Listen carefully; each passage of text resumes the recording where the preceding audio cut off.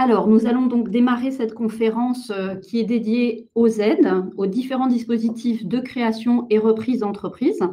Je vais proposer aux différents intervenants qui m'entourent de se présenter.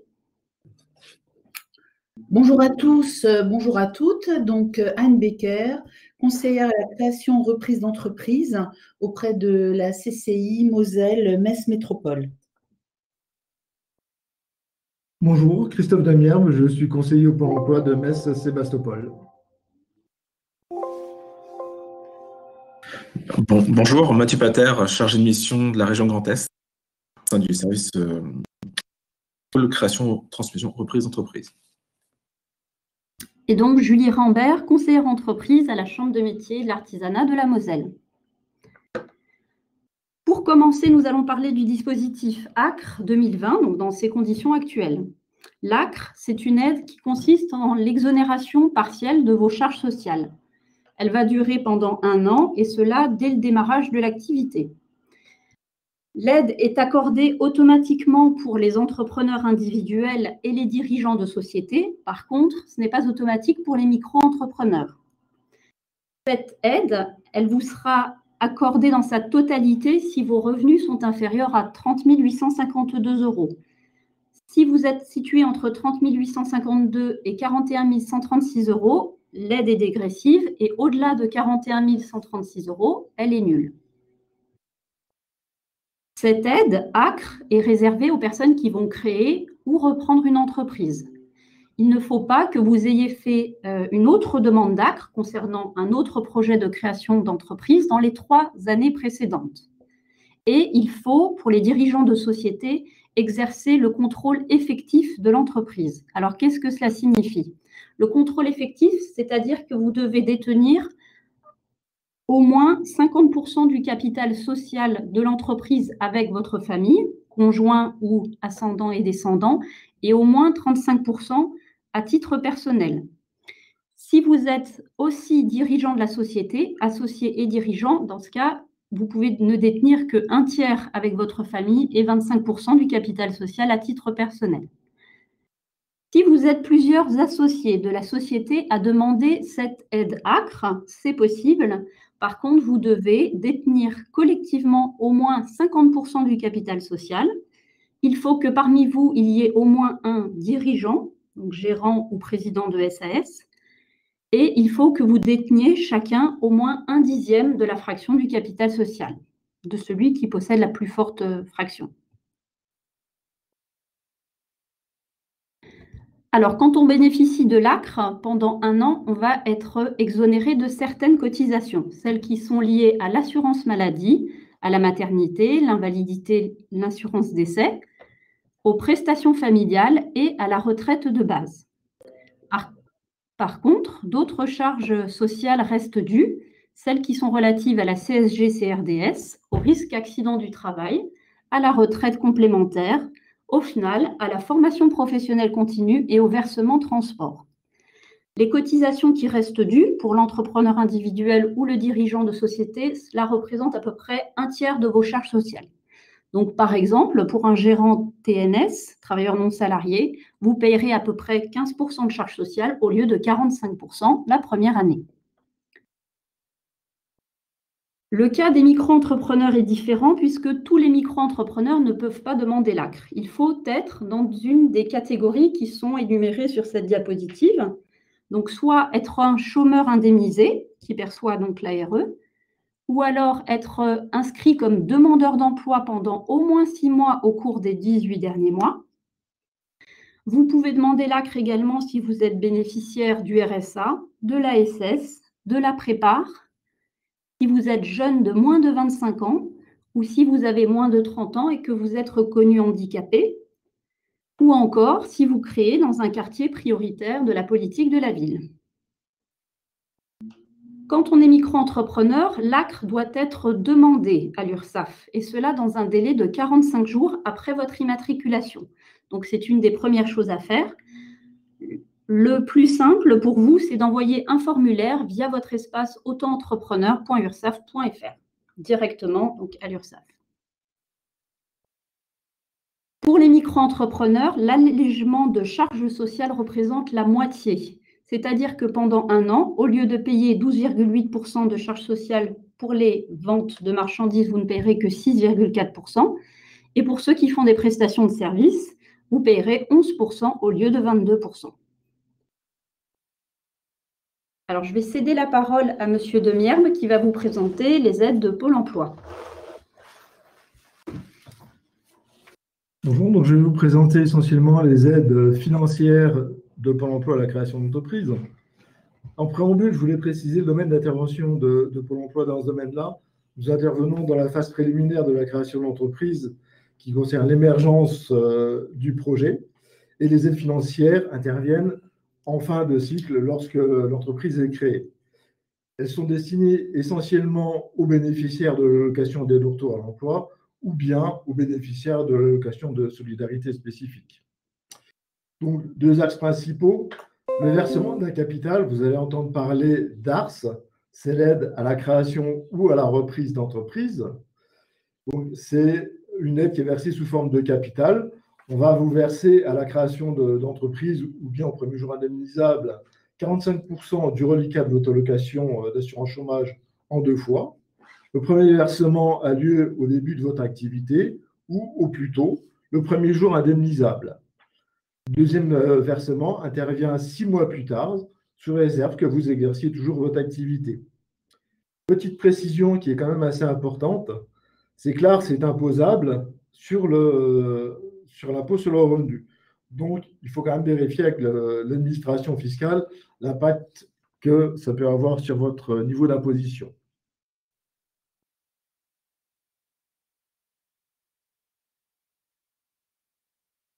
L'autre aide possible de Pôle emploi, c'est ce qu'on appelle le cumul de l'ARE avec une activité non salariée. Donc, elle est possible sous réserve de présentation d'un justificatif de revenus.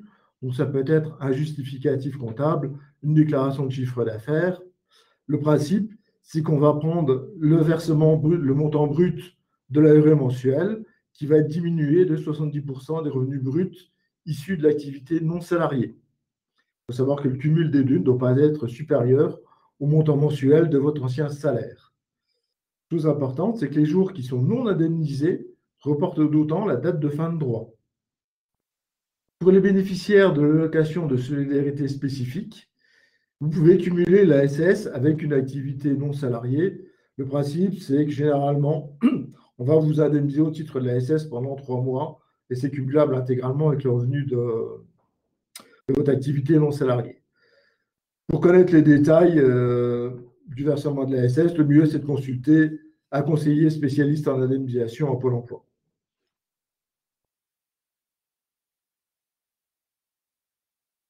L'autre volet qui est assez important, c'est que depuis le 1er novembre 2019, les salariés qui démissionnent pour se lancer dans une reconversion professionnelle peuvent bénéficier des allocations d'assurance chômage. Pour ça, il y a un certain nombre de conditions qui doivent être requises. Le projet devra être soit une création ou une reprise d'entreprise, soit nécessiter une formation. Il faut avoir travaillé 5 ans en continu au cours des 60 mois avant la démission d'un CDI. Il faut porter un projet dont le caractère réel et sérieux devra être validé par la commission paritaire interprofessionnelle de la région. Et vous pouvez télécharger la demande sur le site internet www.démission-reconversion.gouv.fr ou bien téléphoner au 0801 01 03 02 du lundi au vendredi de 8h à 17h. Il faudra s'inscrire ensuite à Pôle emploi dans les 6 mois qui suivent la validation du projet par cette commission et établir une demande d'allocation. Lorsque les conditions minimales d'affiliation sont remplies, Pôle emploi versera une allocation qui seront établies selon les salaires antérieurs. On est sur le même principe qu'un salarié qui est licencié pour lequel on calcule des droits à l'assurance chômage.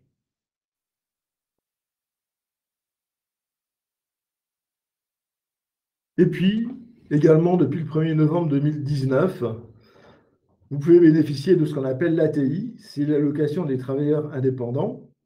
Donc, les travailleurs non salariés peuvent être indemnisés par Pôle emploi s'ils cessent leur activité de manière définitive et involontaire. Donc, les conditions, c'est que la cessation d'activité doit faire suite à une liquidation judiciaire ou à un redressement judiciaire. Il faut avoir exercé l'activité pendant les 2 années qui précèdent la date de cessation d'activité au sein d'une seule et même entreprise. Et il faut justifier de revenus professionnels d'au moins 10 000 € par an en moyenne sur les 2 dernières années. Pour ça, vous disposez de ressources personnelles qui ne dépassent pas 2 fois le montant mensuel du RSA. L'indemnisation représente à peu près 26,30 € par jour, soit environ 800 € par mois pendant 182 jours. Pour les bénéficiaires du RSA, je vous conseille de consulter le site de la CAF, où là, vous aurez toutes les informations nécessaires sur les aides éventuelles de la CAF.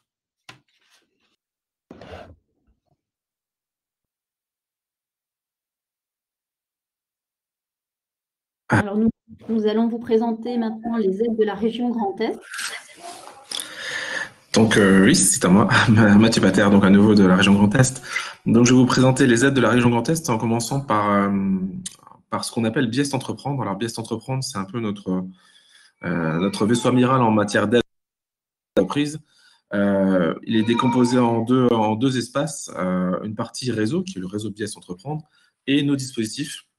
Alors, j'ai commencé avec Biest Entreprendre Formation, qui est un dispositif pour les demandeurs d'emploi, créateurs, repreneurs d'entreprises, pour les demandeurs d'emploi qui sont inscrits accompagnés par les couveuses ou les coopératives d'activité, pour les salariés d'une CAE, donc coopérative d'activité d'emploi, pour les porteurs de projets de SCOP, donc sociétés coopératives de production ou les sociétés coopératives d'intérêt collectif, et les entrepreneurs salariés des coopératives d'activité et d'emploi.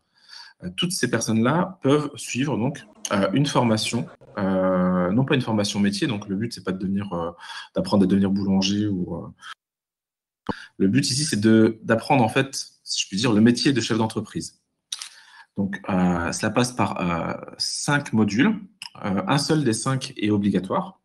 Il s'agit celui de l'initiation à la gestion d'entreprise qui dure 60 heures. Et parmi les 4 modules suivants, en choisir un.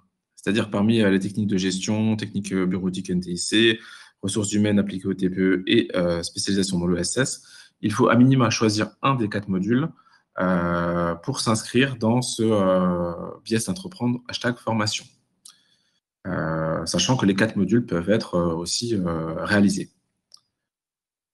Ensuite, je vais vous parler prochain dispositif Biest Entreprendre, qui est Biest Entreprendre Parcours.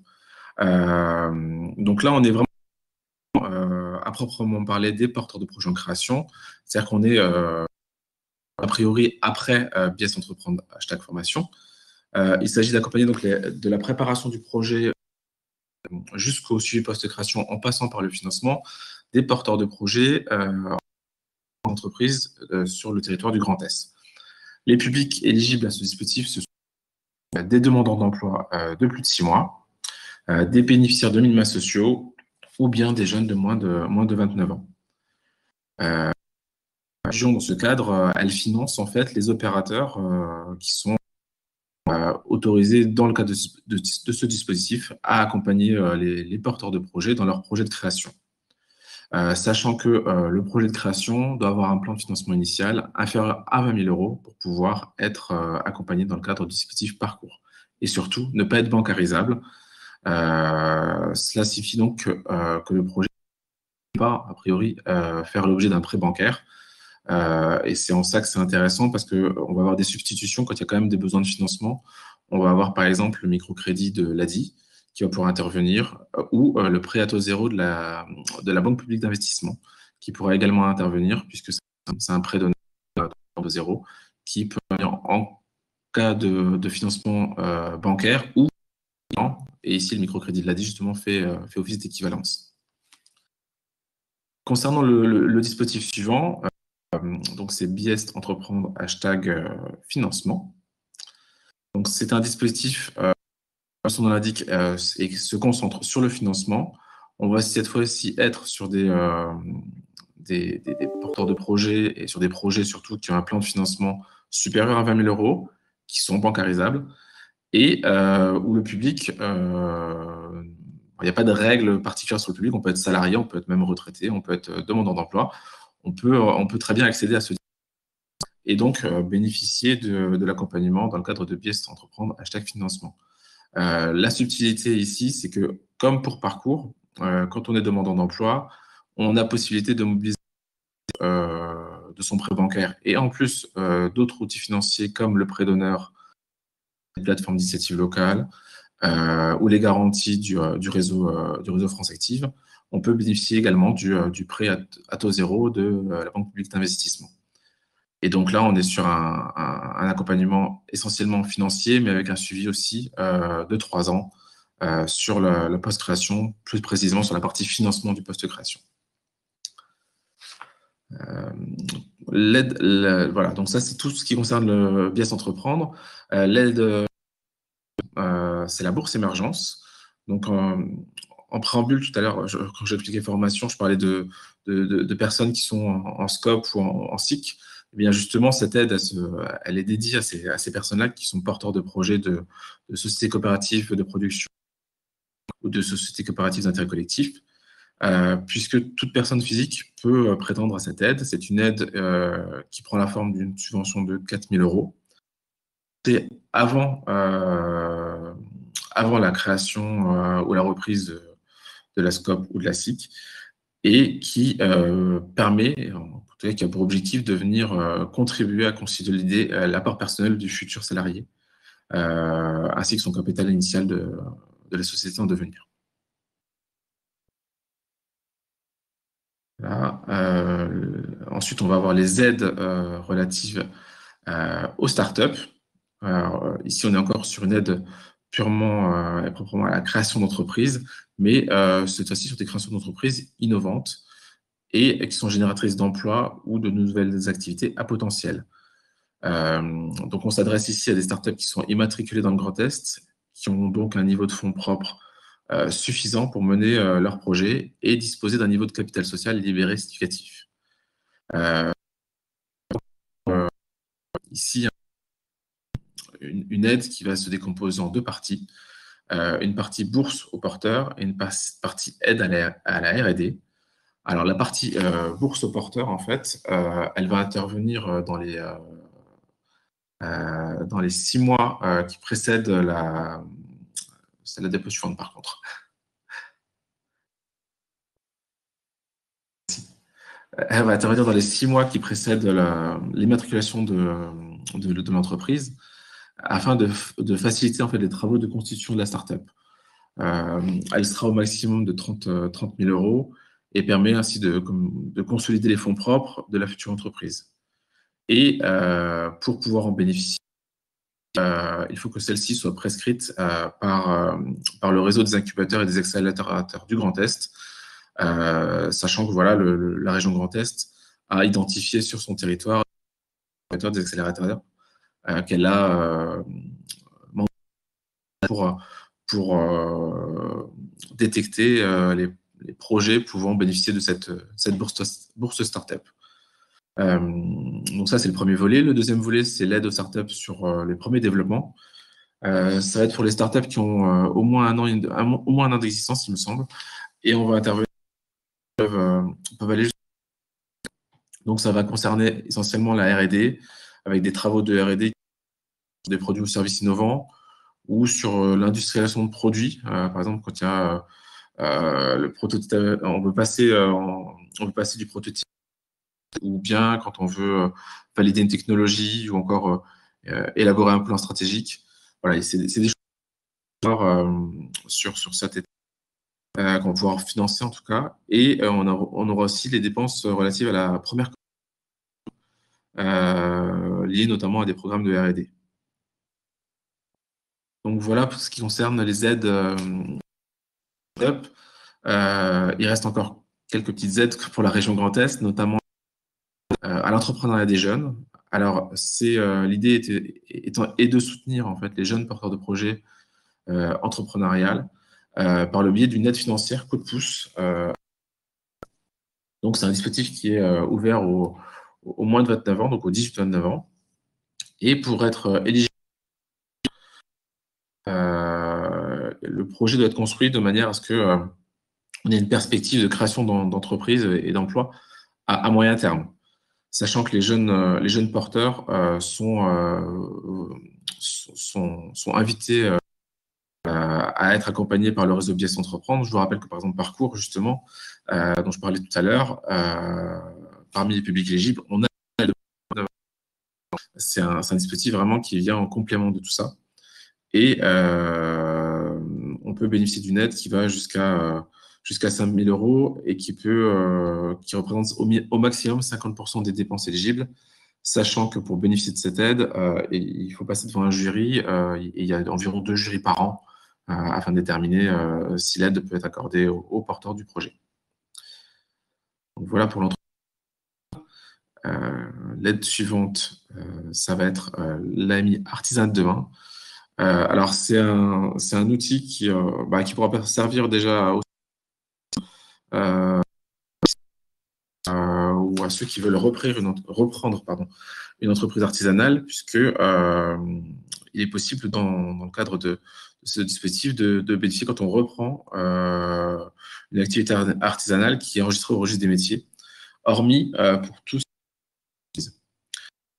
donc en subvention pour des production à hauteur maximum de 20% des dépenses éligibles, et sachant qu'elles sont €. L'aide au conseil, quant à elle, et aux dépenses numériques est plafonnée à 15 000 €. Le type de dépenses qui sont subventionnées par cette AMI Artisanat de demain, c'est l'investissement en la modernisation des outils de production et l'intégration de technologies ou de méthodes de production nouvelles, le renouvellement de matériel, mais dans le seul cas où il permet une amélioration significative de la compétitivité de l'entreprise. L'idée étant vraiment un renouvellement de la production, une amélioration afin de faire passer un palier à l'artisanat, évoluer vers quelque chose de plus efficace et productif. Donc voilà pour la création reprise d'entreprise. Comme je l'évoquais tout à l'heure, on a aussi des aides directes dans lesquelles on va intervenir via notamment les prêts d'honneur, les prêts à taux zéro. Donc ça, on n'a pas fait de diapo dessus, mais parce que vous pourrez les mobiliser dans le cadre de certains dispositifs, notamment hashtag parcours et hashtag financement. Voilà, merci de votre attention. Si vous aviez des questions, bien entendu, possibilité de contacter la région via la maison de la région de Metz ou via le générique entreprendre@grandest.fr. Merci de votre attention.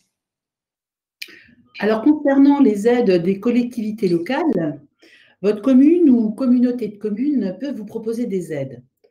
Exemple d'investissement et de dépenses qui pourraient être subventionnables. Prenons par exemple les locaux au niveau d'une vitrine, d'une enseigne, au niveau de la sécurité, par exemple les grilles pour les devantures, l'aménagement intérieur du local par exemple, ou bien une rampe d'accès pour une personne à mobilité réduite. Ils viendront également au niveau du matériel de production ou informatique ou engin de chantier, sur des véhicules utilitaires, sur le coût de la recherche et voire même sur de l'embauche d'un salarié en CDI. Alors, cette aide va s'articuler sous la forme d'une subvention de 20 à 25% du montant de l'investissement. Alors, sachez que ça peut être variable d'un territoire à l'autre.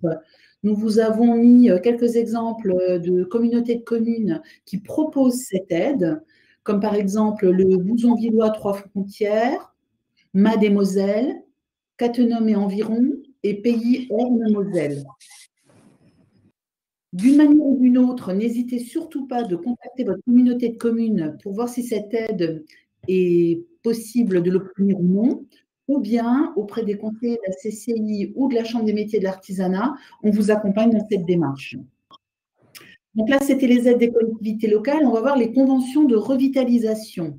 Alors la convention, elle est signée entre l'État et une grande entreprise qui a procédé à une restructuration sur un territoire.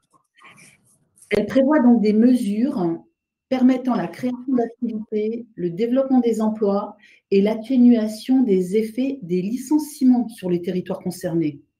Alors, il y aura plusieurs types de mesures qui seront mises à disposition au niveau des entreprises du bassin d'emploi. Ça peut être donc au niveau des aides à la création, reprise d'entreprise, des prêts d'honneur. On vous en a parlé un peu précédemment, mais vous pouvez revenir vers nous le cas échéant. L'aide directe à l'emploi sous forme de subventions, de prêts ou d'avances remboursables. Après, il y a encore d'autres choses qui peuvent être mises en place, mais revenez auprès des conseillers de la Chambre de commerce et d'industrie ou de la Chambre des métiers et de l'artisanat. On vous conseillera dans ce domaine-là. Autre possibilité également, c'est de solliciter Ardent. Ardent, c'est quoi? C'est un dispositif qui est proposé par le CNAM, le Conservatoire national des arts et métiers, qui permet à un demandeur d'emploi d'intégrer l'entreprise qu'il souhaite reprendre sous le statut de stagiaire de la formation professionnelle. Il permet donc de bénéficier à la fois d'un accompagnement, d'une formation au titre entrepreneur de petite entreprise, c'est quand même un titre de niveau 3 qui est délivré par le CNAM, et d'un chéquier de formation d'un montant de 1 500 €. Alors, nous sommes promoteurs locaux de ce dispositif, donc revenez également auprès de nous. Merci. Il existe encore des dispositifs fiscaux qui peuvent être avantageux lorsque vous créez votre entreprise ou si vous reprenez une entreprise dans un secteur géographique spécifique. Par exemple, si vous vous installez dans une zone franche urbaine ou dans une zone de revitalisation rurale, vous pouvez bénéficier d'une exonération d'impôt sur les bénéfices totale pendant 5 ans, puis dégressif pendant 3 ans. Il y a aussi un avantage fiscal à s'implanter dans une zone à finalité régionale, dans une zone de revitalisation rurale ou dans un quartier prioritaire de la politique de la ville, puisque vous bénéficierez dans ce cas d'exonération d'impôts locaux de la CFE, et cela pendant une durée de 5 ans. Alors, pour savoir si vous êtes concerné par ces zones, il faut vous rendre sur les 2 sites internet du gouvernement qui sont indiqués sur la diapositive, et vous verrez donc où elles se trouvent. Enfin, nous voulions vous transmettre certaines sources qui peuvent être très utiles. Le site aide-entreprise.fr qui va recenser tous les dispositifs d'aide qui existent. Et comme vous l'avez entendu aujourd'hui, ils sont nombreux. Donc, n'hésitez pas à aller sur ce site-là pour faire un récapitulatif des aides qui existent.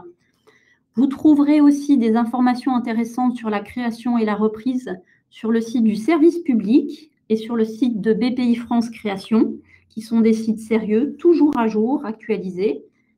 Vous trouverez des informations sur les différentes aides sur le site du Grand Est et sur le site de Pôle emploi. Et enfin, bien sûr, vous pouvez vous rendre sur les sites des consulaires, de la Chambre de commerce et d'industrie ou sur le site de la Chambre de métier et de l'artisanat, où vous trouverez toute information utile dans un cas de création, de reprise, de développement ou de transmission d'entreprise. Voilà, et bien écoutez, cette conférence va arriver à sa fin. Sachez qu'il existe aussi des aides sous d'autres formes encore. Il y a des bourses, il y a des concours pour les plus talentueux d'entre vous. L'aide, elle peut aussi se matérialiser par de l'accompagnement, par du conseil, par de la formation à la création et à la reprise d'entreprise. Les consulaires sont là pour vous aider dans la rédaction de votre business plan, par exemple, dans la réalisation du prévisionnel. On peut vous aider aussi à chercher des financements. Donc, rapprochez-vous de la Chambre de commerce et d'industrie ou de la Chambre de métier et de l'artisanat en fonction de votre activité. Nous sommes là pour vous encourager et pour vous aider donc à concrétiser votre projet. Pour finir, on va essayer de reprendre les questions qui ont été posées pendant la conférence. Alors, la suspension de la dégressivité des ARE sera-t-elle maintenue en 2021 ? L'information que j'ai, c'est qu'elle a été prolongée jusqu'au 31 décembre 2020. Après, je vous conseille de consulter soit le site de l'UNEDIC ou bien de venir en agence rencontrer un conseiller spécialiste en indemnisation qui pourra vous donner des informations complémentaires sur ce point. Alors, Calandra demande aussi, qu'en est-il des entreprises itinérantes? Je ne sais pas si c'est par rapport... Est-ce que vous pourriez préciser, s'il vous plaît? Ensuite, il y a des questions aussi sur les dispositifs Biest. Peut-être que M. Pater peut y répondre. Par exemple, les formations, #formation sont-elles dispensées en présentiel ou en distanciel? Alors, bon, vu le contexte actuel, je pense que tout est fait par les opérateurs qui sont en charge des formations pour proposer des solutions en distanciel. Cela dit, les deux sont possibles en temps normal, même si le présentiel était privilégié au départ, le distanciel est devenu aussi possible. C'est en fonction, là, pour le coup, du prestataire que vous pourrez trouver pour vous aider au niveau de chaque formation. J'ai eu une autre question aussi sur les modules, je crois, de formation. On m'a demandé s'il était obligatoire, je crois. Alors en fait, il y a un seul module qui est vraiment obligatoire. C'est le module initiation à la gestion d'entreprise. Et ensuite, parmi les 4 modules technique de gestion, technique bureautique, NTIC, ressources humaines appliquées au TPE et spécialisation dans l'ESS, il faut à minima en choisir un des 4, sachant que les 4 peuvent être réalisés si on le souhaite. Mais voilà, il faut à minima en choisir un des 4, plus le module obligatoire, qui est initiation à la gestion d'entreprise. Et en termes de, je crois que j'avais une autre question encore sur hashtag formation, si j'ai bien vu, c'était sur le, on Sur dirait là. l'IS Entreprendre Parcours, est-ce qu'on peut en bénéficier si on n'a pas besoin de faire un prêt bancaire? Bah, justement, en fait, parcours, c'est sans, comment dire, c'est sans, quand on n'a pas accès à un prêt bancaire. Donc, il est possible d'y accéder effectivement sans prêt bancaire. C'est même prévu pour ça. Après, peut-être que la personne fait référence au microcrédit.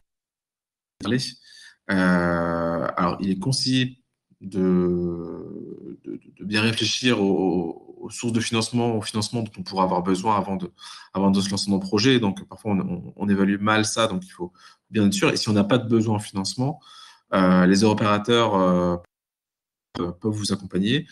Sachant que chose que j'ai pas précisé parce que voilà, on n'est pas encore en 2021, mais voilà, nos dispositifs vont un petit peu évoluer.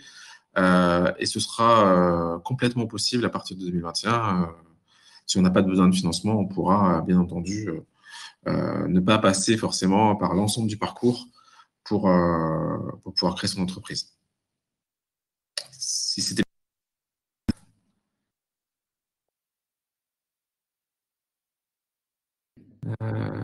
Je profite juste, il pose la question sur les formations de la région, si elles sont gratuites.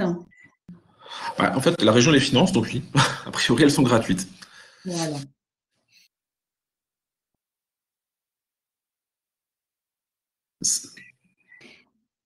Alors, il y a une question sur les aides de l'Union européenne.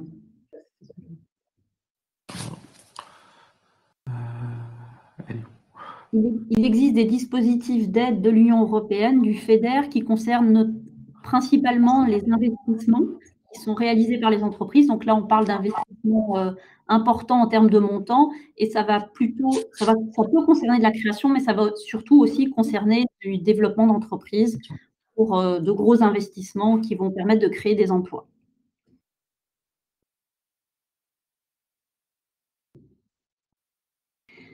Très bien. Eh bien, écoutez, on va clôturer cette conférence. Je vous remercie d'y avoir assisté. Vous avez donc nos coordonnées, donc vous pouvez revenir vers nous pour approfondir d'autres sujets et d'autres questions si vous en avez. Merci beaucoup. Au revoir. Au revoir. Merci, au revoir.